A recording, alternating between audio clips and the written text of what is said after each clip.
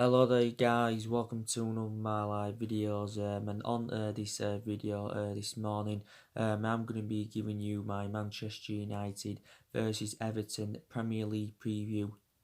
Kickoff is tomorrow, 2 o'clock kickoff. It's going to be a very good game. I think to be quite fair, Manchester United are going to win this comfortably. We're looking to win our third game on the bounce in the Premier League. We have won our last three games in all competitions. Beat Tottenham, beat City, and beat AZ Alkmaar on Thursday. So hopefully, we can keep this momentum going, because I thought, the performances were very good against Tottenham, City, and AZ Alkmaar. Solskjaer will make variety of changes in this game against Everton from the win against AZ Alkmaar on Thursday. I think Shaw will come in for Williams. I presume that Wan-Bissaka will come in for Young. Lindelof will come back into the team. Tomway and Fred will be back in our midfield, because recently they've complemented each other fantastically well. Rashford will be back in the team. So yeah, like I said, we will make variety of changes, and Solskjaer insists that we're no longer the shambles that lost to Everton last season. Because don't forget, we lost to them back in April by 4 goals to nil. And analysing it, I've got to say, that's one of our worst games under the Ole Gunnar Solskjaer era, and definitely Ole Gunnar Solskjaer's worst game during his Manchester United managerial career so far. We did win this fixture at Old Trafford last season by 2 goals to 1. Like I said, Everton have got a lot of injuries. They've got Yerry Mina out. They've also got Theo Walcott out. They've got Coleman out. They've got Schneidlin out. I think they've got Fabian Delph out. And Everton have endured really a difficult start to the season. Obviously, Everton obviously have got the likes of Duncan Ferguson in now on an interim basis. Duncan Ferguson won his first game in charge last week. Everton, comfortably, beat Chelsea by 3 goals to 1. So they can soak up the pressure. Can Everton, they can hit you on the break. But they've got problems in that midfield. So I think we'll definitely win that midfield battle with Everton tomorrow. But yeah, obviously, Everton are looking for a replacement for Idrissa Gueye. Don't forget they lost Idrissa Gueye to PSG. I think it was in the summer. But we have got a really good record against Everton. It's very rare that we lose to them, especially at Old Trafford. The last time we lost to Everton at Old Trafford, I think was back in 2013. So that's almost 7 years ago. I think it was a goal from Oviedo in that particular game. But I do believe, we are going to win this game comfortably. Obviously, at the moment we are sitting fifth in the Premier League. We have registered 24 points from 16 games, and we also have to win as well to keep that pressure on that top four. We only sit now 5 points behind top four, and I did say it's very imperative, that we're finishing that top four, so we can get Champions League football secured for next season. Obviously, I think you know it's more imminent that we'll get Champions League football by progressing in the Europa League, because I definitely think we can win the Europa League. We did it a couple of years ago under the Jose Mourinho era, so I think we're definitely good enough to do it. We've obviously won the group. But I think, like I've said on my recent videos, it's our only route to Champions League football, because actually I disregarded the top four, was it around 3-4 weeks ago. I was very sceptical, that we're going to get it. But there's a big chance now, where we could get that top four if we do keep this good run of form up. But I did initially say that our aspirations will be that top four in the next couple of seasons. But I did say at the start of this season that wouldn't win the league, or we wouldn't mount any kind of title challenge up. But I did say at the start of this season I expected to finish in that top four this season, because we're definitely good enough to finish in that top four, definitely. Everton are sitting 14th in the league. Their win against Chelsea put them to 14th in the league. Whether Duncan Ferguson, I don't think he'll stay on as Everton manager. Obviously, Everton have got quite a few managers on their agenda who actually could replace Marco Silva. He got sacked after Everton's 5-2 defeat to Liverpool the other week. There's been rumours now that possibly Carlo Ancelotti could take over at Everton. There's been talks of possibly David Moyes reuniting with Everton. So I don't think they will keep Duncan Ferguson on. But you saw my reaction, didn't you, yesterday, guys, to Ole Gunnar Solskjaer's press conference and that. Obviously, he did say during his press conference that it's not guaranteed, that we will make many signings in January. He did actually say our targets, our long-term targets. If any short-term targets pop up, then it will be a different story. But I think Solskjaer recently revealed that he's looking to make at least 2 or 3 signings in January. But I think our board anyway are determined to back Solskjaer in the next couple of windows, because I think the board realised during the summer that they didn't back him enough. But he's going to be given at least a couple more windows to see who else he can recommend to the football club. But Solskjaer recently insisted that players to the elite level do want to join Manchester United. This is stemming from him, and Solskjaer now believes we're on the right track. He's still demanding more consistency. Obviously recently a lot of aspects of our game have improved in that. Don't get me wrong, there's still some aspects of our game that need to improve, but I have seen a variety of changes, especially recently. The performances have improved. Certain players have stepped up to the plate. We've been more ruthless in front of goal. We've created more chances. I think we've improved in that attacking third of the pitch. You can also say that we have improved defensively. So I have seen a variety of improvements without a shadow of a doubt. So hopefully we can replicate this against Everton tomorrow. Obviously as well, during the press conference, Solskjaer provided us with some news regarding Jesse Lingard, Paul Pogba, Eric Bay and Fosu Mensah. He was asked about the fitness of Jesse Lingard. This was at the beginning of the press conference, and he did say he's not sure about Lingard. He's not sure about Lingard. He said he's hopeful of Lingard. He said obviously yesterday Lingard wasn't training, but he said he will be further assessed today. But reportedly overall has been training and is obviously now fully fit. Lingard didn't play against AZ Alkmaar. He sustained a knock in the 2-1 win against Man City last week. But it's been revealed that his injury is not too severe. I've been very happy, with Jesse Lingard's performances recently. I have. Earlier on this season wasn't performing to the standards as we should expect from him, but I've got to say I think Jesse Lingard has done really, really well recently. And I still think, definitely he's the long-term solution for Manchester United. Solskjaer recently admitted that he's been affected by off-field issues, but he's got a knock. He did say that Paul Pogba, Eric Bay, Fosu Mensah are all set to train next week, which is obviously very, very good news.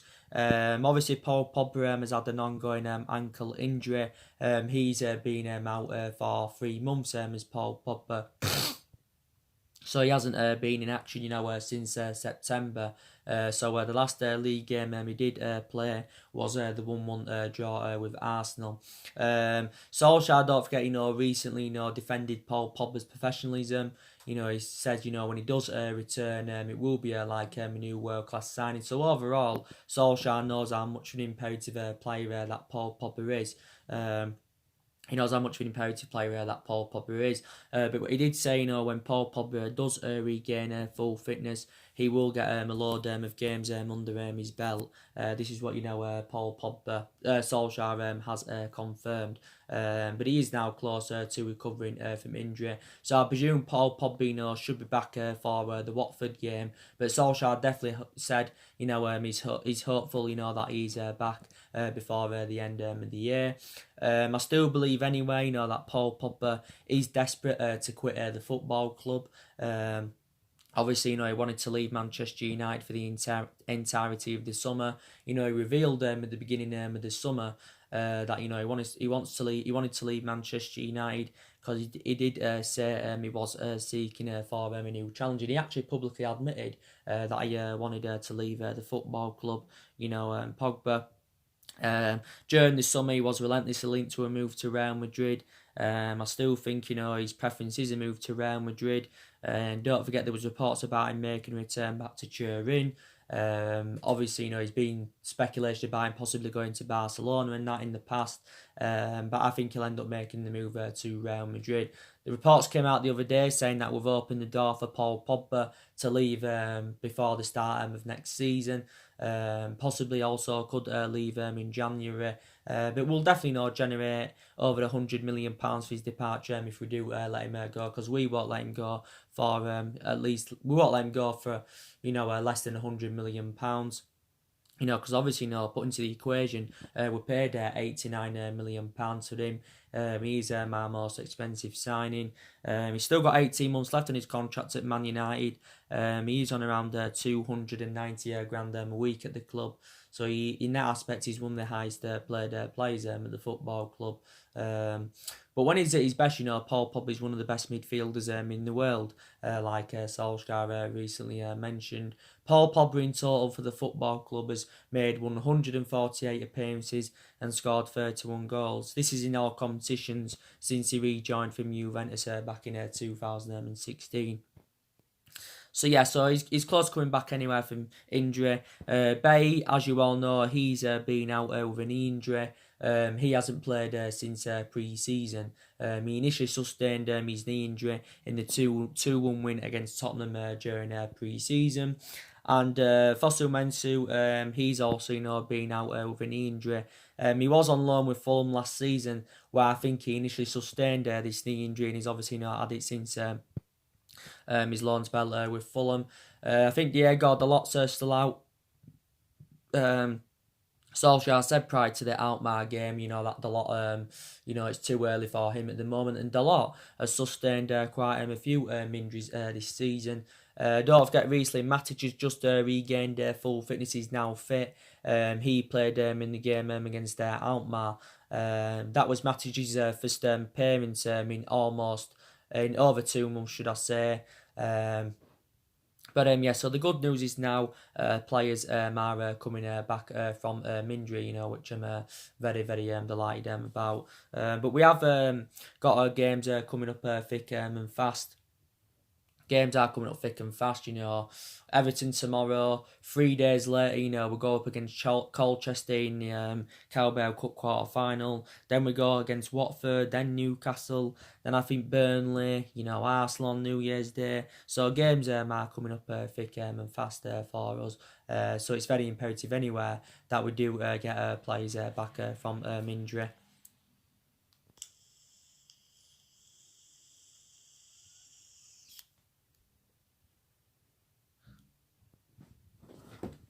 Very, very imperative indeed. Obviously, as well, during the press conference, I know Solskjaer had praised, Duncan Ferguson and that. Obviously, he says Everton have had a big upturn, obviously, this week, with them appointing Duncan Ferguson in. Obviously, he was asked about, like Duncan Ferguson being manager of Everton, Lampard being manager of Chelsea, and, Lundberg being temporary boss at Arsenal and that. He says, obviously, he says, Duncan Ferguson knows Everton. Lampard knows Chelsea.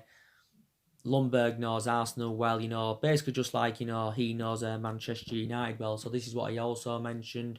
He also, praised the academy, players during the press conference said, they're very, very good people and that. And overall, anyway, we have got a lot of young players in the squad that are developing and trying to improve. And the good thing is that Solskjaer has got a lot of faith in his young upcoming players, because Solskjaer did assure at the start of this season.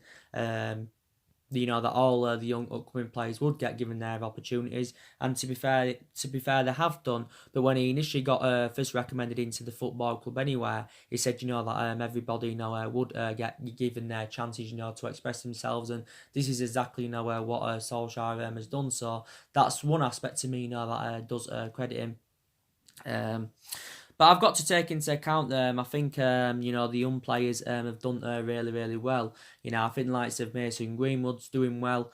He's now scored 6 senior goals for the football club so far this season. And he's a very, very good player, only at the age of 18. I think this season he's replicating, what he did for the reserves last season, because last season Mason Greenwood scored 30 goals in 29 games for the reserves. And I think as he develops more, I think, he will eventually, overcome Rashford, maybe even Anthony Martial. But I think we need to start playing him more on a regular basis, if I'm going to be quite honest with you. He's only made one start from the start in the Premier League this season, and that was, the win against Tottenham. He actually, fulfilled Anthony Martial's role in that game, because obviously Anthony Martial was out with a muscular problem, but he's done really, really well. I've got to say Brandon Williams has been fantastic for us. Solskjaer now obviously views him as his first choice left back. You've got to say he's a much better solution than Young. He's a better solution than Luke Shaw, despite the fact that Luke Shaw's been our first choice left back for quite some time. But we've got a variety of fullbacks in the team anywhere that can be competitive. But fair play to Brandon Williams, 19. Due to his good performances, he recently signed a new long-term contract. But yeah, Tuan Zebe, I think in the games he's played in this season, he's also been very, very impressive. He's just recently recovered from a hip injury. James Garner, he played alongside Matic in our midfield in the win against Dartmouth, and I thought he also did very, very well. So I think they'll all become successes at the football club. I've got some element of concerns about some of the upcoming players, so this is why I did say it would be beneficial if we did get rid of some of them next year. So if we could do that, that would be a good piece of business from the football club. So we need to get rid of some young upcoming players. We've also got a lot of experienced players in the squad.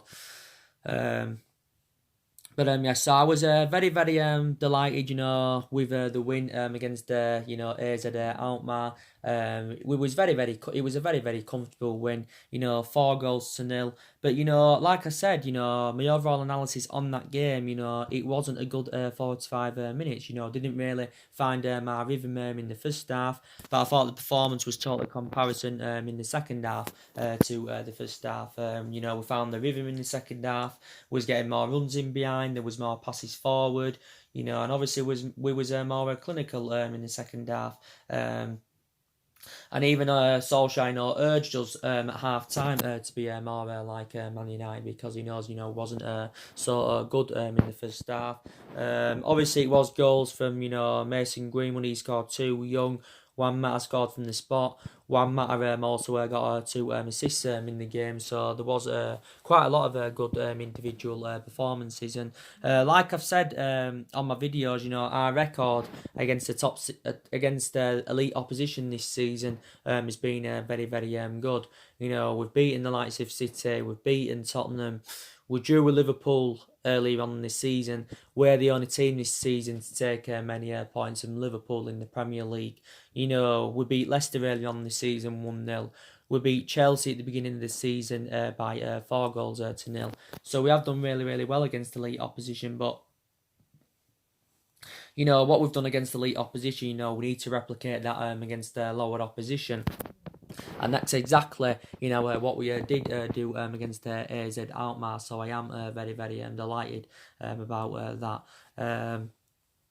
But like I've said, a lot of players have stepped up to the plate. Like I said, I think Martial has done really, really well in the games he's played in this season. He's been a revelation. I think Martial is replicating what he did in his debut season at the football club, because I thought Martial was good in his debut season. When we first recommended him in under Louis van Gaal era, we just got him at the age of 19. Obviously, one of Anthony Martial's most iconic moments is when he scored on his debut against Liverpool. That was on his Premier League debut. Martial now is into his 5th season at Manchester United. He's scored 54 goals for the football club in 188 appearances in all competitions since his arrival from Monaco back in 2015. Like I said, just turned the age of 24. Predominantly plays out wide, but obviously now he plays centrally, does Martial, because obviously we know that he seems to be more effective in that central position, Anthony Martial. And obviously, Martial playing century, Rashford obviously now plays out on the flank, and so too does Daniel James. But yeah, Martial is a very, very good player. He adds more inspiration in that attacking third of the pitch, because he does help the likes of Daniel James and Marcus Rashford. Got to say, Rashford's done really, really well. Like I said, he didn't play against Alkmaar. Rashford's record against the top 6 sides is very, very good. Don't forget he has scored 10 goals in his last 11 games. Three goals in his last 2 games he's played in. 2 against Tottenham, 1 against City. Should have had more goals against Tottenham. Should have had more goals against City. He should have had more. And I can't believe how much he's rejuvenated himself, because I was criticising Rashford earlier on in the season, reflecting on his bad run of performances, but I still did say, didn't I, at that point, he is the long-term solution for Man United. When Rashford's on form, he can get good runs in behind, his finishing assets is good, he can cause a lot of defenders problems. He's only at the age of 22, and so far Rashford has spent the entirety of his career with Manchester United. He's been a United player since the age of 7 overall, progressing up our academy. He's been in the senior squad with us since 2016. Since he broke into the senior squad, Rashford has scored 58 goals in 191 appearances for the football club. This is in all competitions. But yeah, very, very good player. And I think, like I said, McTominay and Fred have done really, really well in our midfield, like I said earlier on in the video. And I think if these two can keep these good run of performances up, and I do believe then, they can emulate into 2 Galactico midfielders, I really, really do. I still don't know now if they're the long-term solutions for Man United, but got to say they've done really, really well recently. McTominay has been a consistent start this season. That's been a surprise, but he's deserved to keep his place in the team, reflecting on his good run performances as McTominay. And like I said with Fred, I know he's had some bad games for Man United, and he hasn't really replicated in Man United what he produced at Shakhtar Donetsk, but recently has really rejuvenated himself. Like I said, the 3 signings that Solskjaer recommended into the football club during the summer, you've got to say they've been our best players of the 3 signings. Obviously, we spent nearly £150 million on Daniel James and Wan-Bissaka and on Harry Maguire. And, they've all enjoyed fantastic starts to their Manchester United careers.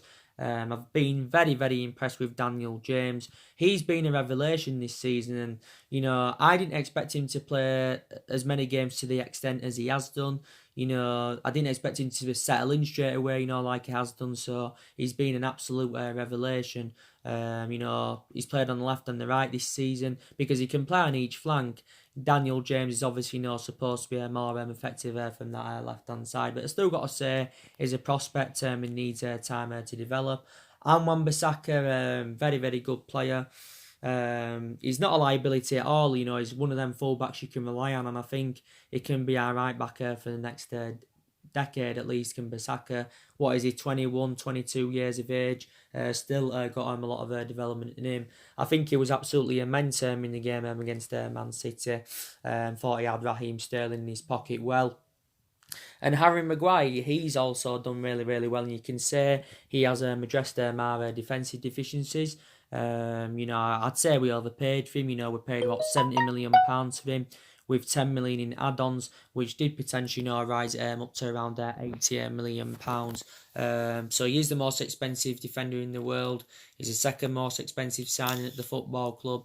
But I think Lindelof and him have blended well together in our back line, if I'm going to be quite honest with you. But I know Harry Maguire, is totally comparison to the likes of Virgil van Dijk and Laporte, but you still got to say he's on that top 5 list of one of the best defenders in the world. But yeah, he has definitely addressed our defensive deficiencies. So a lot of players have stepped up to the plate. It is very imperative next year that we do, get the right calibre players to Manchester United.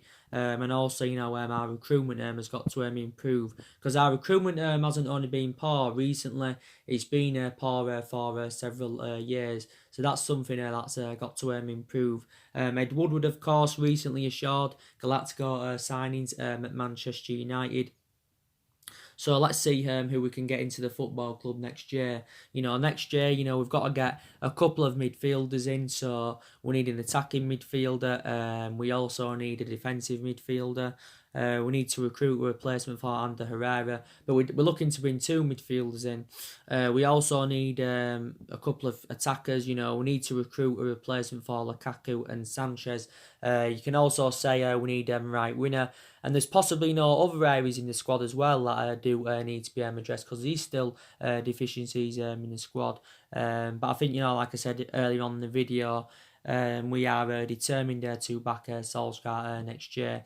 For my own perception, I think we need at least 4 to 5 more signings, if we are to be back to being a competitively level football club. I also still believe there is more players that need to leave next year.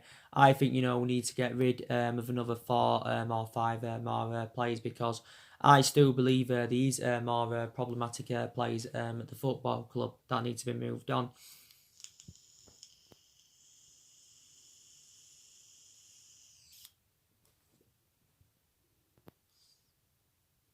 That need to be moved on, definitely.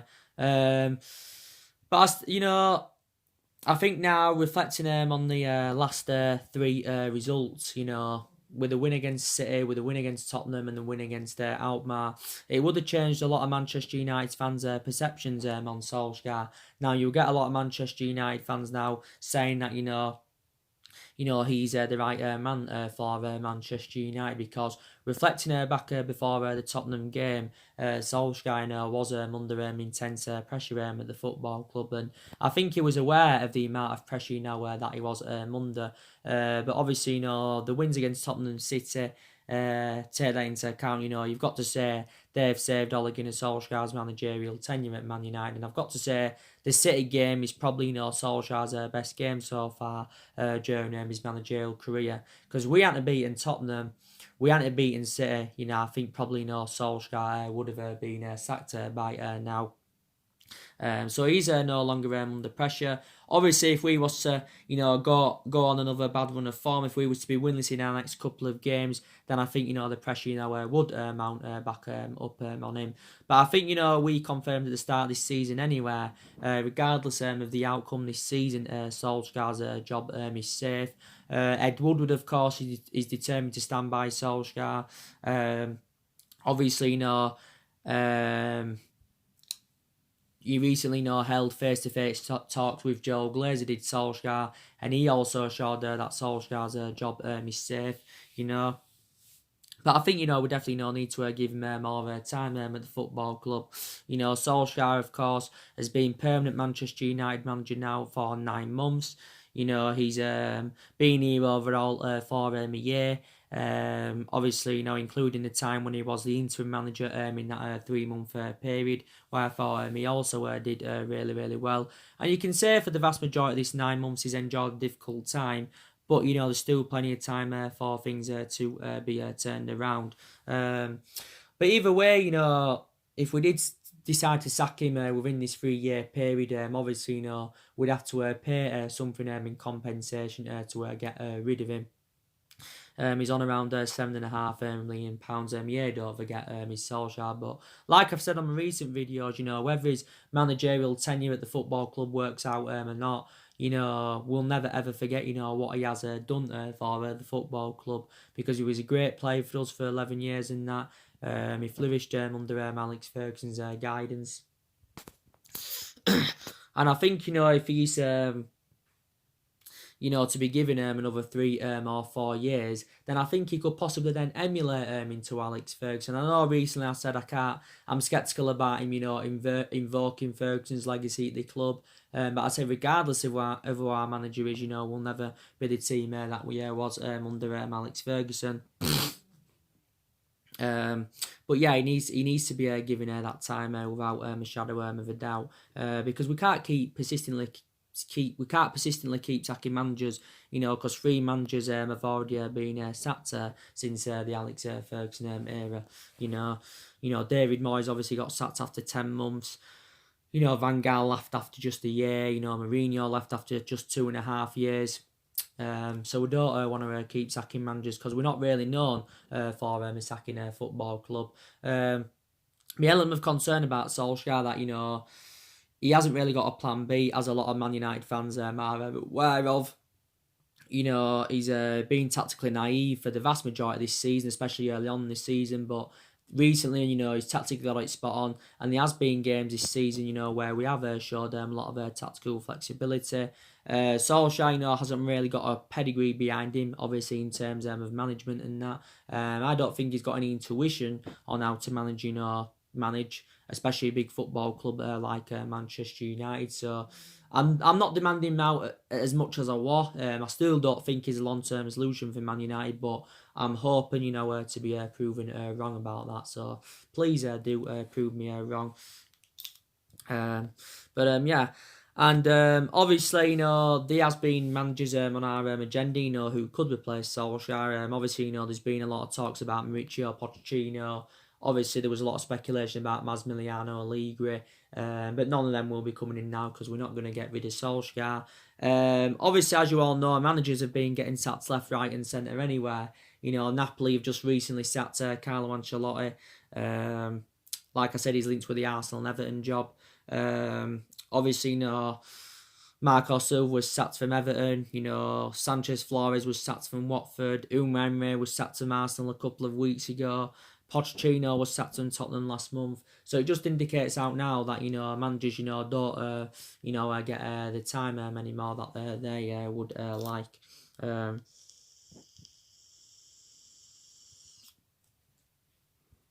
I've got to say, Solskjaer is inheriting a good squad. There's a lot of good players in our team, take into account the amount of money that's been invested into the football club in the last, 6 or 7 years. Because I think around 6 or 700 odd million pounds that's been spent at Man United. And that's not taking into account what was spent under Alex Ferguson. So a lot of money has been invested into the football club. Yeah. So anyway, guys, that's your Man United Everton Premier League preview. Drop your comments, likes below on the channel. There will be more live videos coming up soon. I'm going to be giving you some transfers news regarding Erling Haaland and Jadon Sancho and that. I do believe they are our 2 main priority targets for January. So yeah. So take care, God bless, and I'll see you all again very, very soon, guys.